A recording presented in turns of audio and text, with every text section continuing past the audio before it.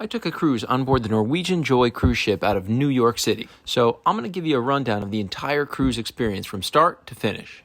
One of the more interesting things is embarkation, where you have to drop your luggage right off on the streets of New York, right on the sidewalk. I wasn't sure if my luggage was going to make it to the room, but sure enough, it did. It feels a little bit like a cattle call when you're checking in. The terminal is humongous and it's teeming with people. I mean, it's almost the size of a football field. So when you get on the ship, you're going to be placed right in the atrium, which is kind of the central hub of the ship. For some reason, everybody always ends up here. There's a bar, there's a television screen, and believe it or not, there's a real authentic Starbucks on board in the atrium. On my sailing, you were even able to buy a Starbucks beverage package if you were interested. Now, that's completely different than the ultimate beverage package for alcoholic beverages, but there is a package where you can buy Starbucks coffee and get it included for your entire trip. One thing you'll notice about the ship itself, it's clean and it's pretty well laid out. This is a secondary atrium, one that's just off the primary atrium, and when you see this one, it really doesn't serve too much of a purpose outside of just being decorative. And I gotta say, it's really cool. Some people might think that the decor is a little bit contrasty with the rest of the ship, and you'll see that it almost seems like parts of the ship were designed by different folks. Norwegian did their thing where they end up having plenty of bars and plenty of restaurants, but remember, a lot of these offerings end up having secondary charges attached to them. One thing that's kind of interesting to note is that some of the bars have their own bar menus, meaning if you go to a mojito bar, you'll find a mojito menu. If you go to a whiskey bar, you'll find a whiskey menu. So they do have generic type menus, but they also have specialty type menus in different venues.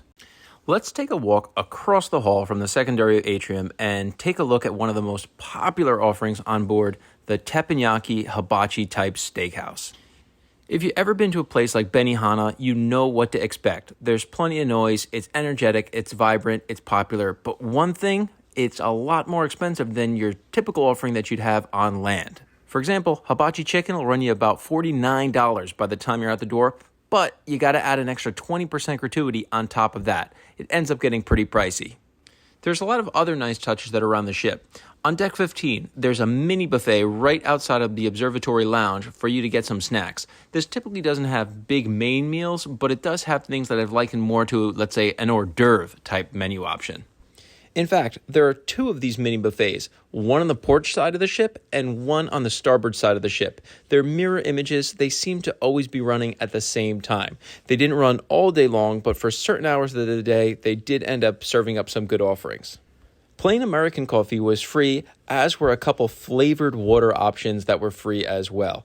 Anything beyond those couple things, you're going to end up having to pay for. That said, I've been on some ships where the only free offering was iced tea and water, so I suppose this is actually a step up. Considering the fact that Norwegian typically is known for nickel and diming, I'm actually surprised they ended up having a couple secondary offerings that are complimentary in terms of water. One thing I really liked about the Norwegian Joy was the abundance of seating options that are around. Now, sometimes you take this for granted, but if you have a day where it's a little bit drizzly or a little bit rainy, where you're going to have the entire population of the ship milling around inside, having plenty of indoor seating options is a godsend.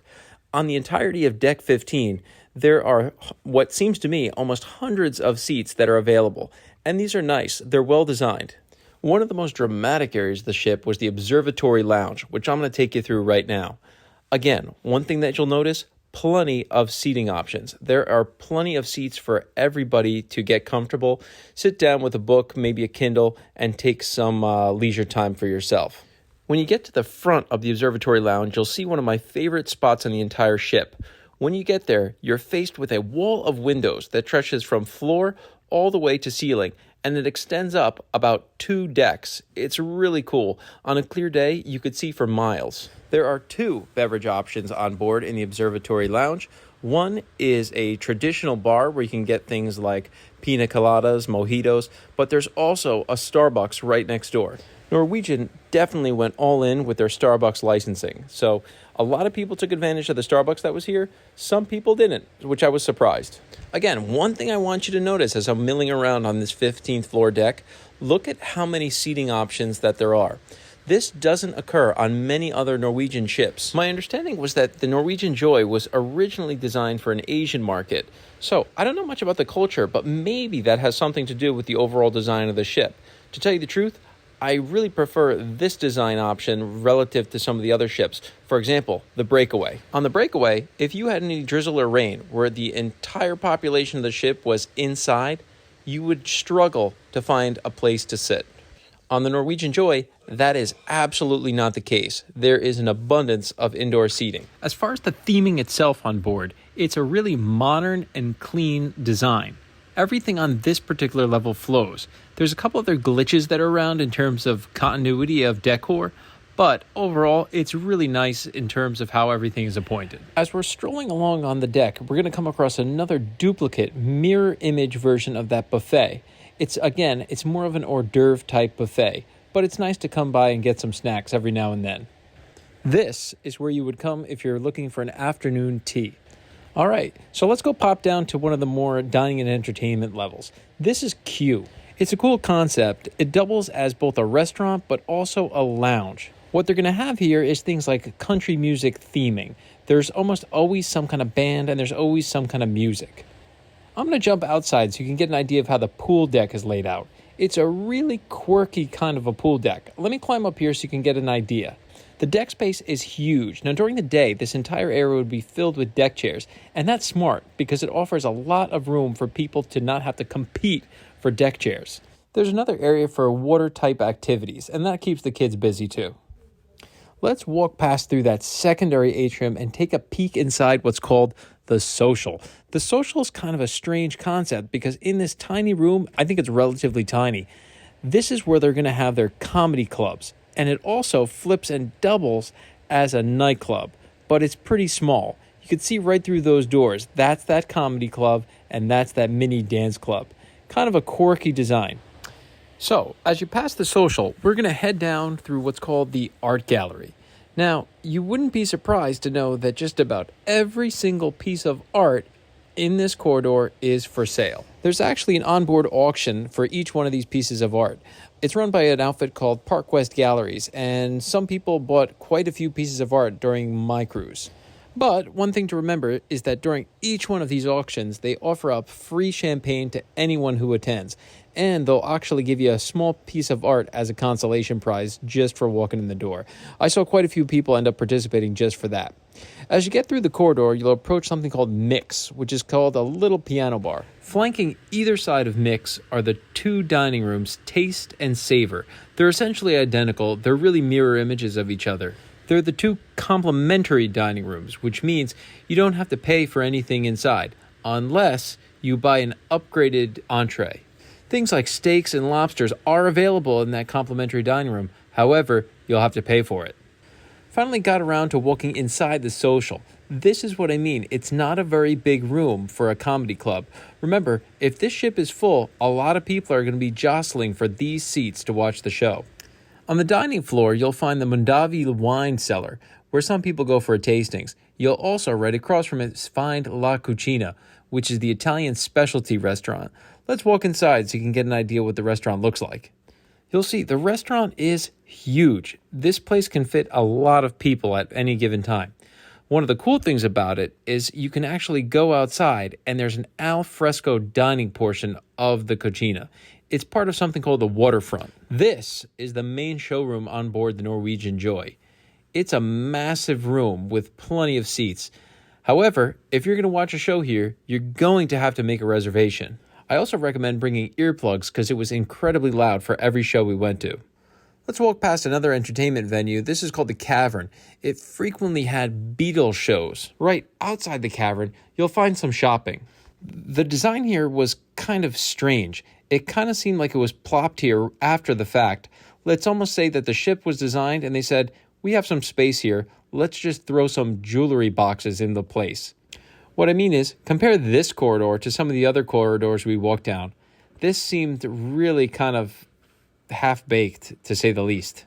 Now, once you get to the end of this sort of half-baked corridor, it'll open back up and it almost seems like a different designer or a different budget was in existence. When you get here, you'll see lots of different options for shopping. They have an entire section dedicated to watches, another whole section that's dedicated to sunglasses. Another portion of the store is for things like liquor, cigarettes, duty-free, and the like. While we're walking down this corridor, you can take note of what people are wearing. Some people are wearing things like shorts, other people are wearing jeans, some people are a little bit more smartly dressed, and some people are almost wearing flip-flops. Somehow, it all seems to work. Norwegian likes to push the concept of freestyle. What that means is kind of do what you want, wear what you want, and no one will really give you a hard time about it. As we reach the end of this corridor, we're going to enter into another specialty dining area of the ship. You'll find Le Bistro and Cagney's. That's the French restaurant and the steakhouse on board. Now, since both of these restaurants are a la carte, you will end up getting pretty hefty bills here. If you end up buying, let's say, an appetizer, an entree, a dessert, and a side at Cagney's, it would run you over $100 by the time you get the gratuities involved. Alternatively, you can purchase one of the dining packages, which will cut that down a little bit, but you will end up having to pay for the privilege of dining here. In the middle of this area, you'll find something called the A-list bar, which purports to be the more upscale bar on board the ship. I think the vibe in this portion of the ship is really cool. It kind of has an Art Deco kind of feel. It feels like you're transported almost into the bottom of the Empire State Building. So let's take a look at the stateroom experience on board the Norwegian Joy. This is the typical cabin corridor that you'll roll down. These corridors are very long. Let's go inside. I have an inside stateroom, so I understand it's going to be small, but this is the smallest room I've ever actually been in. That closet is all the storage space that you're going to get for this stateroom. I almost couldn't believe it. On other cruises I've been on, there's been a couple of drawers scattered around the room for you to use. Not here. There was no other place for you to store your clothes. That's it. If you've been on Norwegian before, they give you a couple loyalty perks. Here, they give a couple bottles of water.